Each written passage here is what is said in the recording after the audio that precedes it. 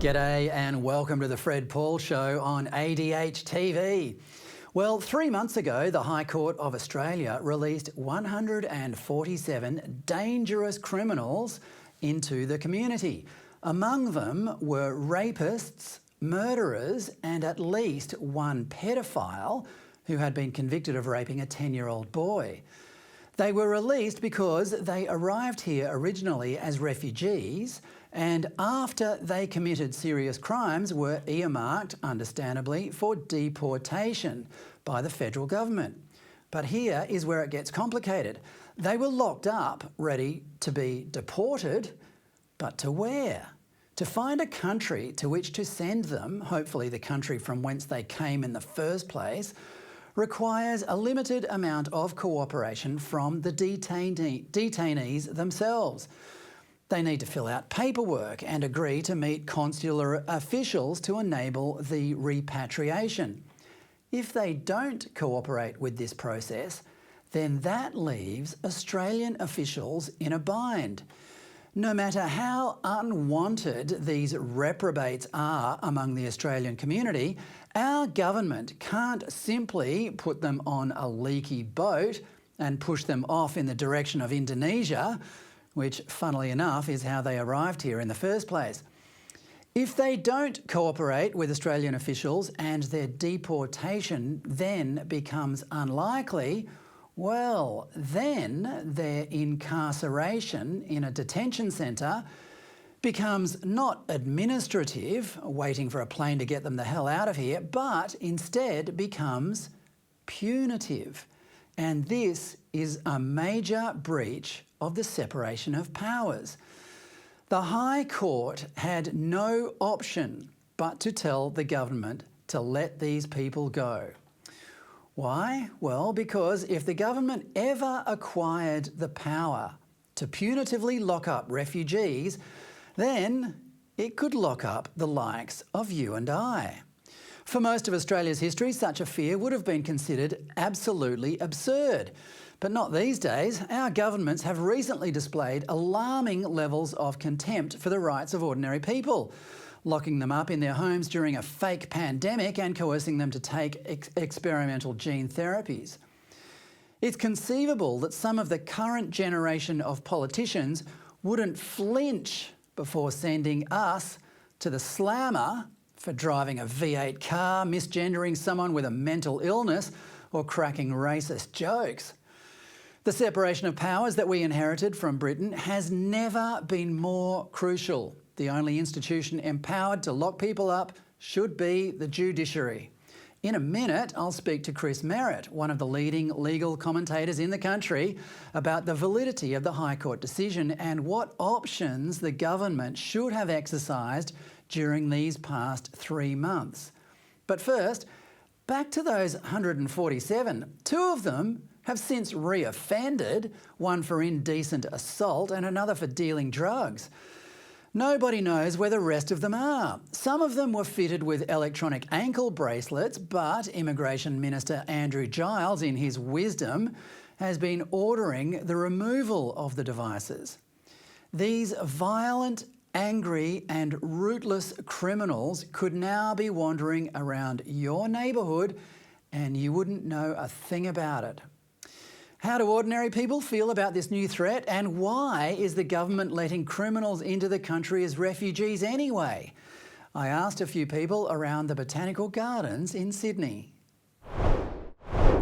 Obviously nervous, but I'm not sure we've been given all the facts. I'd like to understand more. So from what I understand, the court ruled on the legalities of the case. They interpreted the law, that's their job. But if refugees come here and rape and murder, then there's something wrong with our refugee policy. Yes, I'd agree with that. That's a sound statement. Taking in refugees is a very, very lovely kind of thing to do, but yeah, it's just a matter of knowing their past and, you know, understanding what their intentions are in being in Australia, and even giving them the support to get themselves better, get themselves help, see a psychologist, something to alleviate that, and then think about, letting them into Australia. But yeah, just unthoughtfully just releasing criminals is, absurd. It is pretty dangerous considering there are a lot of younger people on the streets now and there aren't as many restrictions when it comes to children. If there are murderers and rapists among the people who come here as refugees, do you think that the policy might be a little bit wrong? I just say maybe just do a bigger check into people's histories and then just make an informed decision based on that. Well, I think that if the laws were stronger with regards to who we allowed into the country in the first place, maybe if we had more information about who we were letting into the country, that would be more helpful before they entered our borders. Well, understandably, people are pretty alarmed that these criminals are at large in the community. But what are the legal options, and should the government have done something by now? Let's ask Australia's leading legal commentator, Chris Merritt from the Rule of Law Institute. Chris, welcome. Hi. First, Chris, on the surface, it does seem absurd that the High Court should release dangerous criminals into the community. Can you tell us in your words why this was necessary? It's a question of principle. On the merits, if you ask anybody, they'd say common sense would dictate that dangerous criminals should not be wandering around the streets. The principle, however, is very different, which you covered in your introduction. It's a question of who is responsible for locking people up. Should it be politicians and bureaucrats who answer to politicians, or should it be the independent judiciary?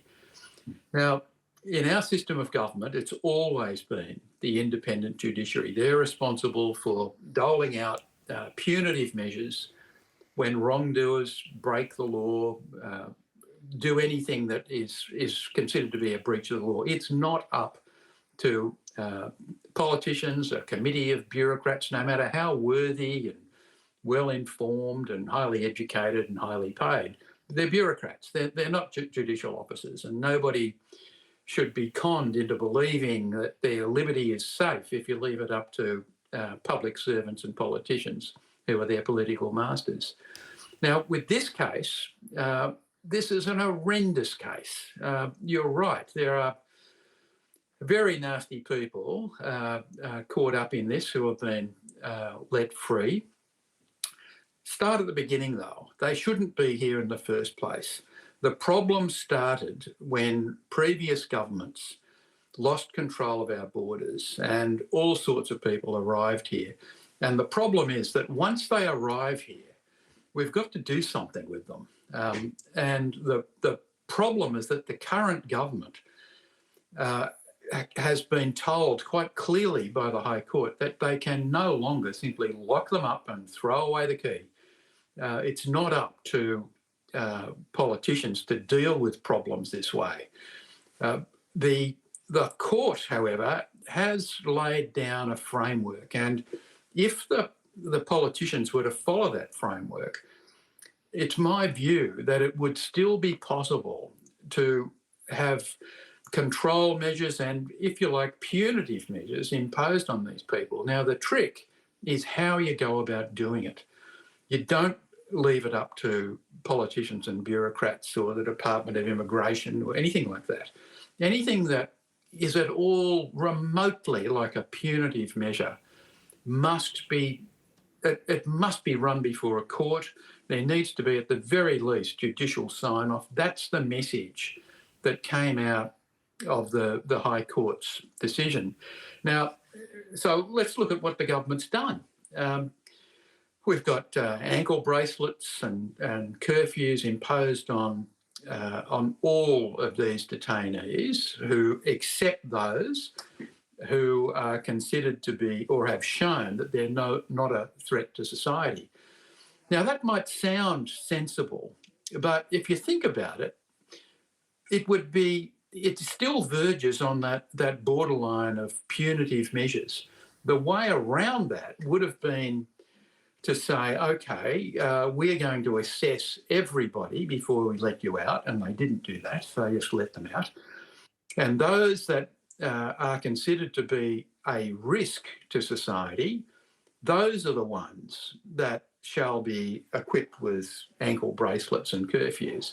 Instead, they flipped it around and said everybody shall have ankle bracelets and curfews, except if you can show that you're not a threat. So it's a reverse onus of proof. Yeah. Can I Now- just interrupt you there, though, Chris? I mean, what you're saying is that one of the options available to the government was to assess these people before they were released. I mean, the government Yes. has only a few cards in its hand and it needs to play them, but you're saying it's not. It's just pretty much sat on its hands.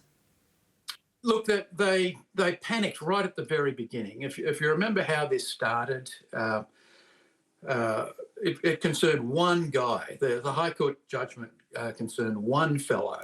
And it was very unfortunate the way the court made its decision. First, they released the ruling that this fellow must be set free. What they did not do is accompany that with the reasons explaining the principle, that this NZYQ principle, that governments could not impose punitive measures. It was up to the judiciary. But the government, in my view, jumped the gun. Yes, they were obliged at that moment when they received the orders to release one man. They were not obliged to release 150 or so others until they were aware of the legal principle that applies to them as well. Yes, as soon as they received that legal principle, they were on notice that they had to release those people. They could have used that time, I think it was 21 days, between the orders and the reasons to assess all those they suspected were likely to be covered by the reasons when they came out. They didn't. Well, Chris, can we just sort of try to analyse that right there? Why? Why didn't they? I mean, they had 21 days. This comes back to Andrew Giles, I presume. What's he thinking? I mean, he first thought is, well, it's not going to affect my neighbourhood. You know, these people will be released into parts of Australia where I don't live, so I'll be fine. But what was the rest of his thinking, Chris? Look, I can only speculate about that, but I'll make this point that human rights law centres and refugee action centres and all those groups would have put enormous pressure or some pressure on the government at that point to release everybody. And these people are well-known supporters of the government, and I doubt whether the government would be too keen to disappoint its supporters. It's unfortunate that they did jump the gun. Had they used that time properly, look, it was quite reasonable for the government to speculate that they might have to release 150 odd. And it was quite reasonable for them to prepare to do that. They could have assessed who needed an ankle bracelet, who was dangerous, who was not, and acted accordingly. So that was the first mistake. The second mistake was this reverse onus of proof about who gets to wear an ankle bracelet. That crossed the line, in my view, and becomes very close to a punitive measure. Yes, it would have been sensible to apply those control measures to those who were assessed to be a threat to society. Nobody would argue that society, or against the prospect that society should be defended and protected from dangerous criminals. But for the government, advised by a committee of bureaucrats, to say, well, we're going to pick and choose and everybody should have this measure. If you run that before the High Court, there's a very strong likelihood that the court will say, well, you saw what we said in NZYQ about punitive measures, and here you are doing it again, doing something very similar again. Yeah, and the word arbitrary. The word arbitrary springs to mind, which is that's the prerogative of the judiciary, right?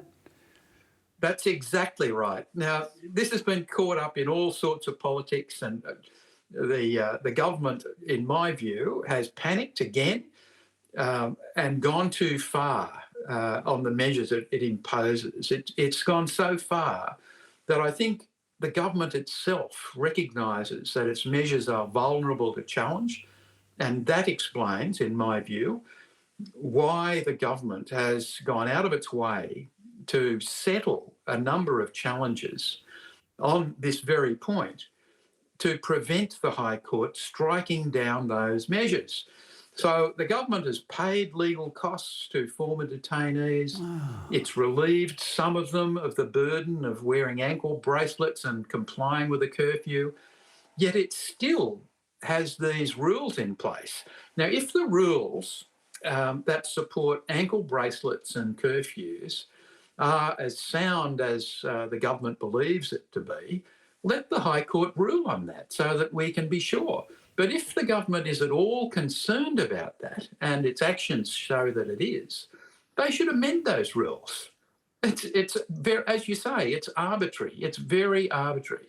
So how would you give the government's, what rating out of 10 would you give the government's handling of this issue, Chris? And I mean that's a frivolous way of looking at it, but it's a serious issue. I mean, have they done it well? No, they haven't done it well. And I think the starting point has been their reluctance to recognise legal reality. And the reality is that the High Court, whether the government likes it or not, is the cop on the block who polices the separation of powers. The High Court has a constitutional responsibility to blow the whistle whenever the government, any government, crosses the line and starts to exercise powers that constitutionally are not the government's. And that's what happened in this case. So first thing, recognise that. Yeah, when I went out on the streets today to ask a few people, I found comprehensively that people were concerned about this. This issue has political cut-through, doesn't it, Chris? Look, it certainly does. It's a really diabolical problem, but the source of it is what I said before. Once you lose control of the borders, you get all sorts of people arriving in this country who in normal circumstances wouldn't make it to first base. Yeah. That provides governments, not just this government, but any government that happens to be in office, with a terrible problem. How are they to control these people and protect the community? But look, my view is that the first thing they need to do is get a number of test cases. They should encourage challenges to the way it's conducting the fallout from this decision so that they know for certain whether they can do what they've done or whether they can't. And if they can't, the court's ruling or decisions on those challenges would give them some guidance as to what they can do by simply neutralising these challenges and preventing the court from expanding on the new rules that govern migration. The government's effectively putting its fingers in its ears and saying, we don't want to hear. Yeah. Well, instead of pathetic. Instead of encouraging test cases, they're actively avoiding them. I mean, that's what you're saying. Now, Chris, I just want to cast the net a little wider here. I mean, I know this is outside your sort of legal expertise, but immigration is the hottest issue in the developed world right now, in my opinion. Do you think, you see in the United States, they've got they don't even have a border in the south. Europe is according to some people, falling through illegal immigration. Britain is suffering badly. We in Australia like to think that we aren't as bad at this immigration caper as other developed countries, but how would you rate it, Chris? Look, I think until quite recently, there's been a couple of boats arrive recently, but nowhere near as many as there have in the past.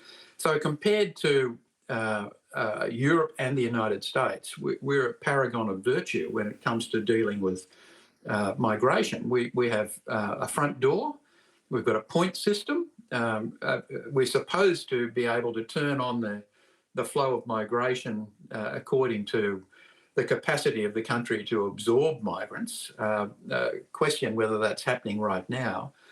But overall, I think our system is an example, when it works, to other countries. I think the Poms certainly could learn a few things. And I feel terribly sorry for the Americans. What you say is right.